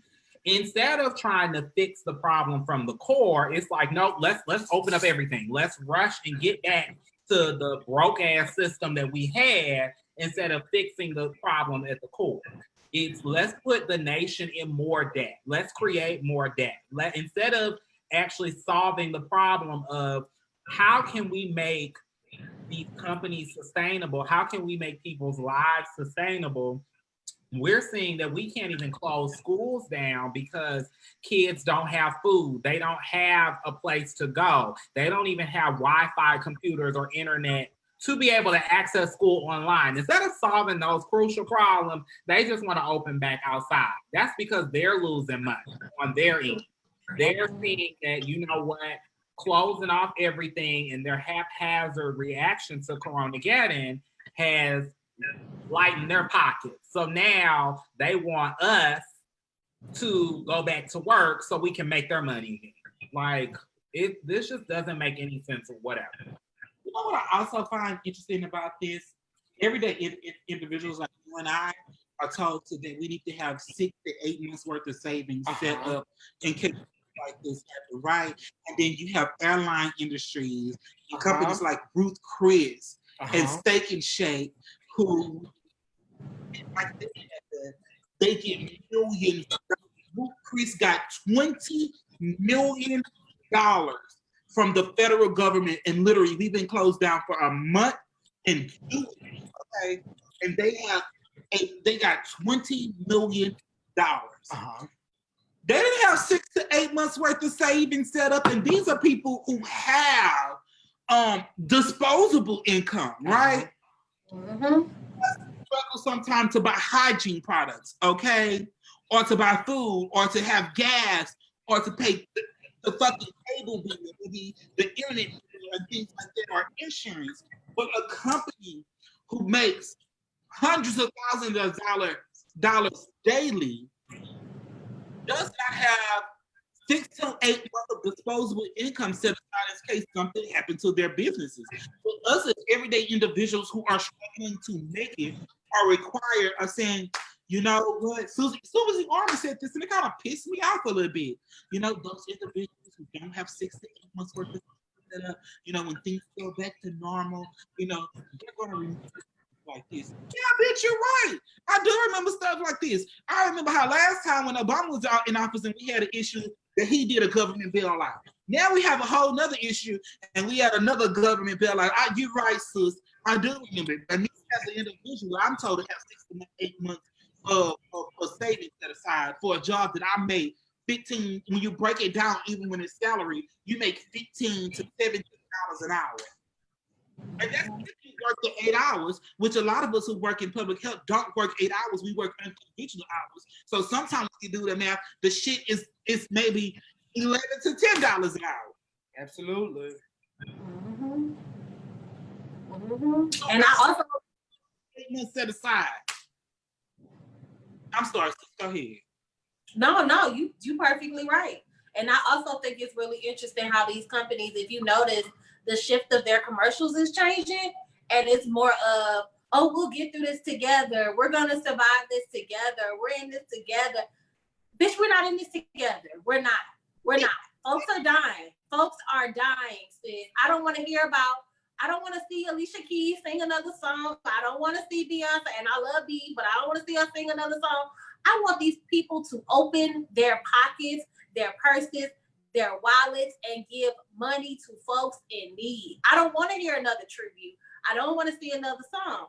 And these capitalists are going to continue, whether they black, white, or purple, they're going to continue to eat off the backs of us. And unless we change things, unless we Maria Antoinette some stuff, cut it at the source, it's going to continue to happen time and time and time again. And I don't know if we have to strategically attack this via politics. I don't know if we have to attack this via going in the streets. So like, I don't know how things need to change, but this capitalism system that we are living up under is going to kill us all. Everyone that lives up under $100,000 is going to kill us all.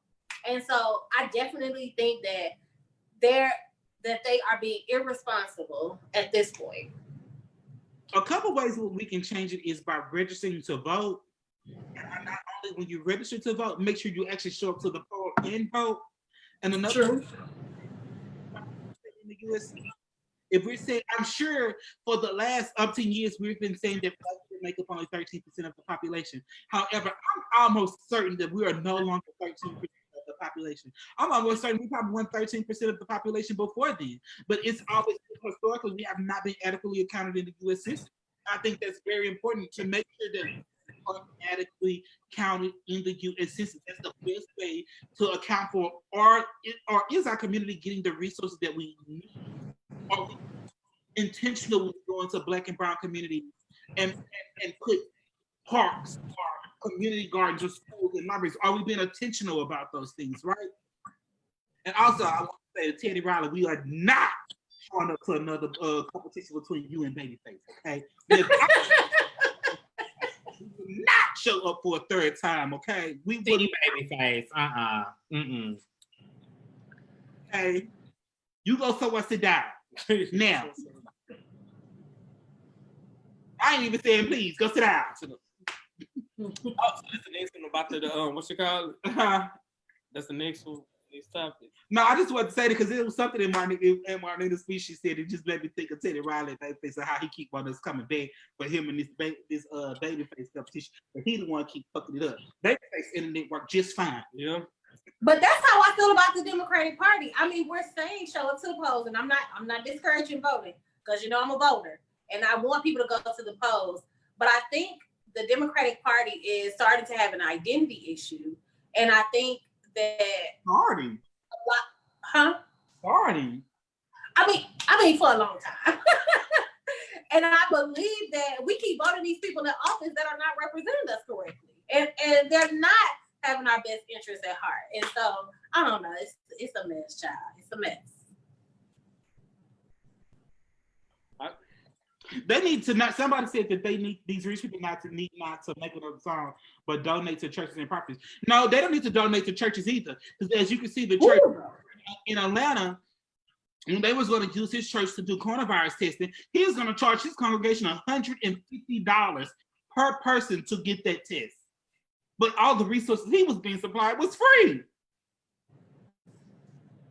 What this is showing, I feel like this is our nation, the world was in a very bad space, like just politically, just cultural wise. I feel like this was the hard reset that we needed. And it's unfortunate that lives have had to be lost for this hard reset, but this reset is for people to hopefully wake up and see the old way was not working. The old way has y'all laid off. It has y'all furloughed. It has y'all getting $1,200 and thinking that's supposed to last. It has y'all, stuck at home where you're possibly in abusive situations, or you're not even stuck at home because you don't have a home. You're not able to get the resources. The old system is fucked. It was completely fucked. And I feel like this was to show people just how fucked we were. Now we're supposed to wake up and there has to be some sort of radical change. Now, I don't want to say I'm for violence in the streets, but I feel like it needs to be something way more radical, because I'm sorry, but Democrats, they don't give a fuck either. White people, rich people don't give a fuck. White people don't give a fuck. Rich white people don't give a fuck. It needs to be something way more radical to get shit changed, because after this hard reset where we stuck at home for a month and we don't have no money and no jobs and the economy is fucking, we're in a Great Depression, we should not come back the same. We need to come back different. It needs to be some sort of radical change. I don't know what that looks like, but I just feel like this is the moment that we are supposed to take to be able to have the hard reset. Like, it's not supposed to go back to the way it was because it wasn't working the way it was, clearly. So we're going to touch on these last two things. Yeah, we're going to do a closing and get on up out of here. So one of the questions that someone said was, there was a lot of people who was dying, kids are going hungry and things like this. And, there's a lot of trauma that's being built up, and who's going to fix this? And my answer to that is going to be Black and brown people, and not in a monetary kind of way. They're going to pay with it emotionally. They're going to pay for it physically. They're going to pay for it financially. This is going to be an increasing burden on Black and brown people, those who are going to be evicted from their home, those who are going to have their lights cut off, those of them who cannot access food and cleaning supplies, those who catch coronavirus and cannot maintain because of that. We're going to pay for that long term in our mental health, because if you look at any pandemic that has ever come before this and how it's impacted, Black people and brown people, we didn't get no mental help for this. When you look at the HIV epidemic, there wasn't a lot of mental health services that was passed out to Black and brown people when the epidemic kicked off. There was no services, the mental health services in that. It was high. And if you got HIV, you die. These are some pamphlets on why you gonna die. Where's the mental health components in there? Now, listen, let me say this: if you are receiving right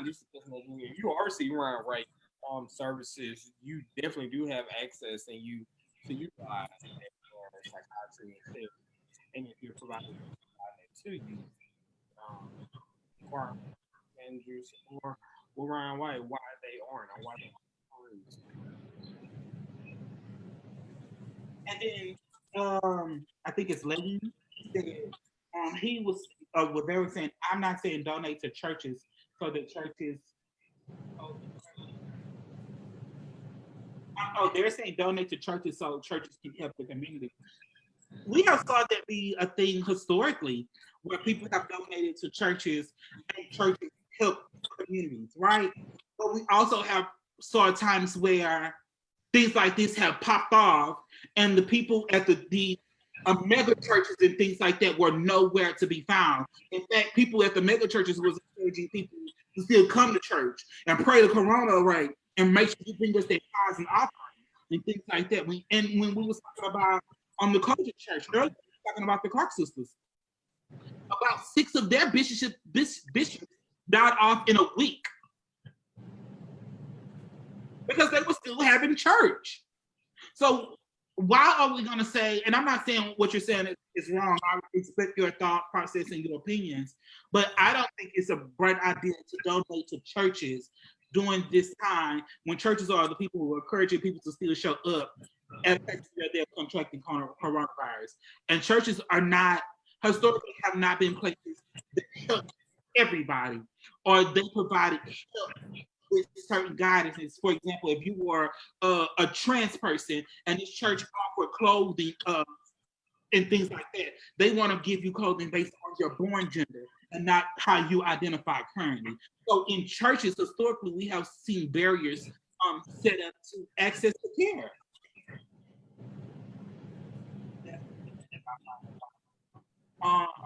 Church has historically not been a safe place for LGBT Black people. And so for us, everybody on this live, you know, every one of the co-hosts, we all identify along that spectrum. And that has historically not been a safe place for us. As someone that does go to church and stuff like that, I believe that this is the time where the church needs to be giving out money to its congregation, where the church should be using the tax breaks and the tax write-offs that they receive every year to be able to donate to its congregation and the people that attend that church. This is the time where they need to use their wealth and their money to be able to give back to us. That's my thought process. And then and once again, then we're gonna move on. But why we're gonna say donate to churches? I know someone locally that lived here in Houston that was going to church faithfully and was on hard times, but they were still going to church. And when they reached out to church to get assistance with things that they was experiencing, like not being able to pay rent, not being able to get food and things like that, and pay their light bills and stuff like that. The pastor told them, well, normally we do that, people, but you've been behind on your tithes for the last couple months. So unfortunately, we're not going to be able to help you. But if I couldn't pay my rent, how could I possibly pay my tithes? Well, it don't matter because you're supposed to be able to pay your tithes no matter what. Whatever you get, you're supposed to pay 10% of it.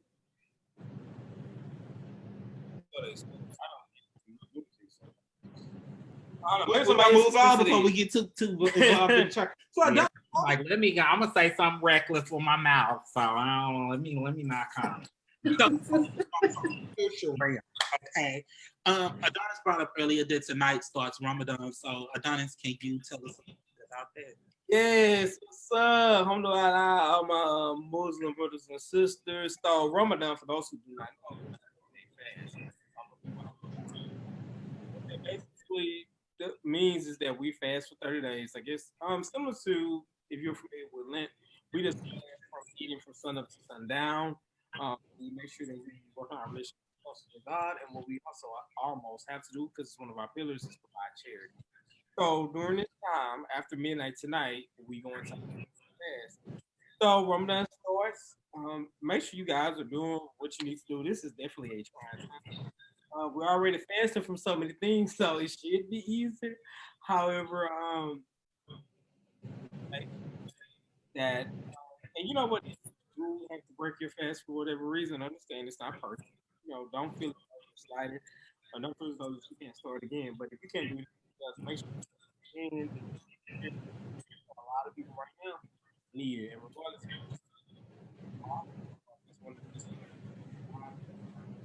I like charity, but even outside of it, just try to make sure because we have a lot of idle time now. Even if you're not doing something physically, reach out to someone here.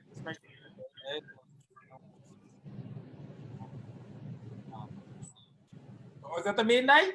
So I don't know what to tell y'all. We're gonna be hungry, but this ain't nothing new. And in this time, we definitely have so many opportunities that we can capitalize and maximize on as far as charity. So what they may be either making man do that or a person man, if you can do that, let's donate them to the communities that need outside of need more. They say can answer without wearing. I don't understand that special prior to that. We won't go there. Trying to get in the mood, but I just want to say be kind to each other. But this one because we as a people we're going through this together. It may look we're definitely coronavirus is affecting us all. It's not discriminating. And let's make sure that we are conscious of that when we are able to see when we want to. It's not easy for anybody. So let's just make sure that we're doing the best we can to protect them.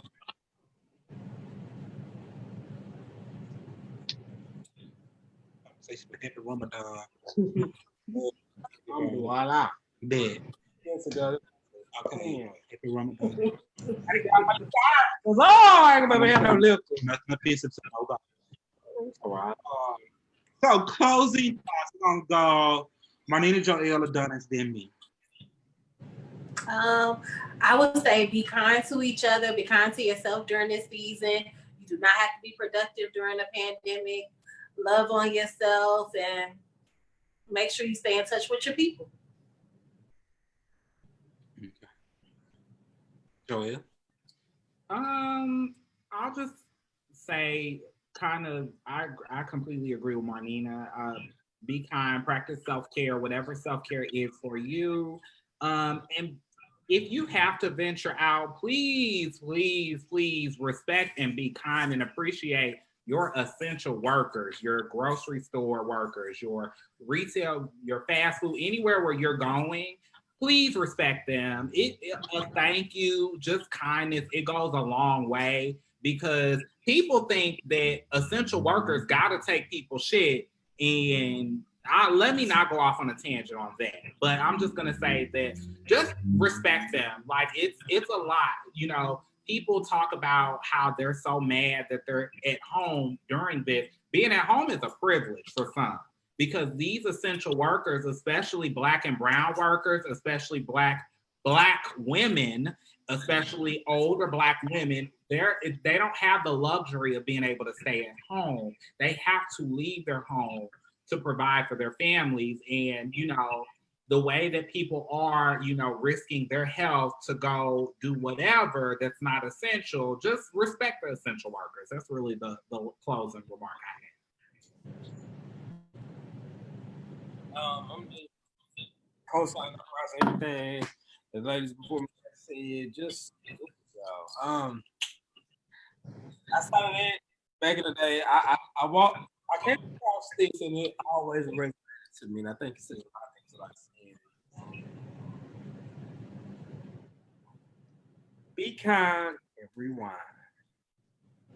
It's me and video store. But somebody resonated to me. And that's what I took from that is to make sure you look out for the next person. So when you put that tape in there, press rewind, that means I'm looking out for you now. I ain't getting nothing food. Okay. So make sure I go back to be kind, rewind. Rewind it back to the next person that needs to get deep.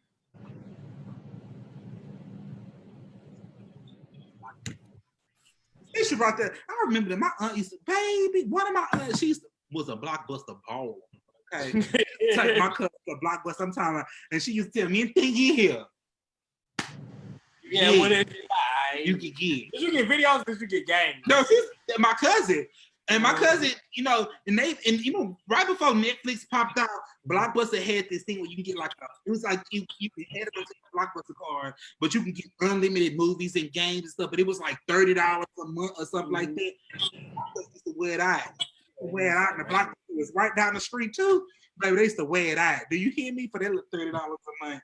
That's also a crime. Listen, not to get off the topic while we're about to close out, but don't dwell in your comfort zone because Blockbuster, like we had a lot of nostalgia, but as you see, definitely came through and swift. Don't be afraid to go outside your comfort zone and sometimes reinvent yourself. Do not surround yourself with yes men. I only think on the vision because sometimes it may not even be that far, but there was nothing.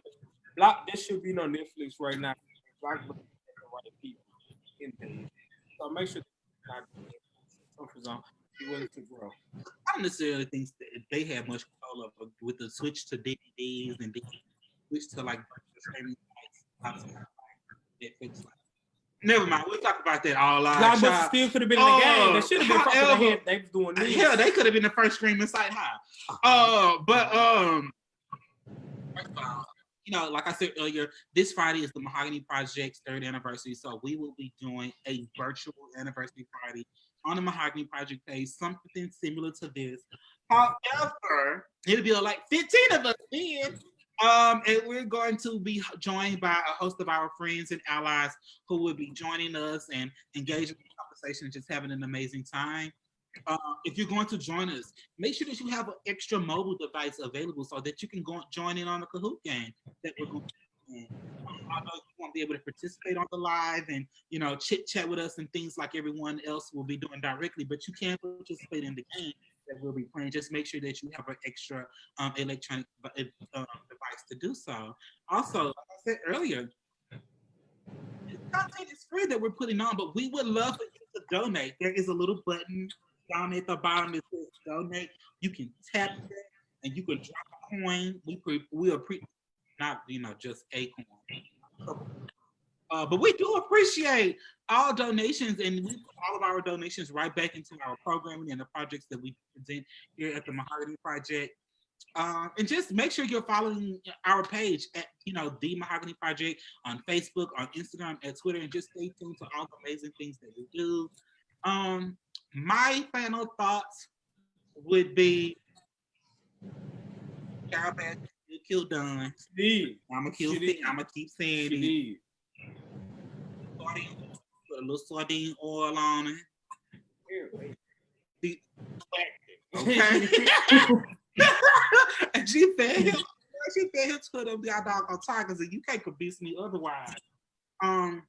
If you are in need of condoms and lube, feel free to reach out. We still have those items available to you. Or you someone who need information about where to get tested and things like that, feel free to reach out as well. If you're someone who are in need of your antiretroviral medicine and you would like to get that mailed to you instead of still having to go out to the CVS Walgreens to pick it up, even if it's just a drive-through, we can help you start getting that mail directly to your home. So reach out via our inbox and we can help you with that. And we'll see you guys in 2 weeks. The state of emergency, we will be providing masks. If you guys need masks, cloth masks, please hit us up. Y'all ain't gonna get on here. Wait, but y'all, you didn't bring nothing. I like these. Go ahead. Can we coexist in peace? So we will be passing them out as soon as our seamstresses done with them. Please, if you need them or you're interested in them, please hit me up. We can. Okay. So, drop down in the comments, or if you want to give me a message on Facebook, holler at a player with Sin Street. Hilda, husband, Waxton. She fed up to tigers, they snacking. Yeah,